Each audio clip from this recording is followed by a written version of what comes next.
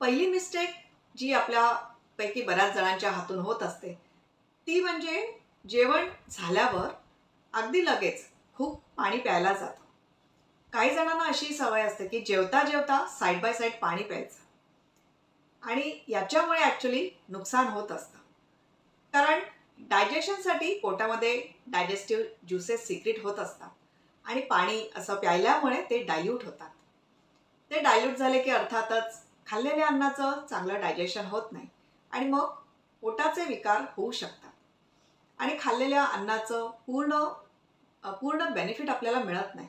त्यातले जे न्यूट्रिएंट्स असतात ते पूर्णपणे शरीराला मिळत नाहीत. आणि याच्यासाठीच या कारणासाठीच जेवण करत असताना सुद्धा पाणी पिणं टाळा आणि जेवण झाल्यावर सुद्धा पाणी पिणं टाळा. तुम्हाला पाणी प्यायचं असेल तर जेवायच्या अर्धा तास आधी तुम्ही पाणी प्या आणि जेवण झाल्यावर ॲटलिस्ट 45 मिनिट्स नंतर तुम्ही पाणी प्या.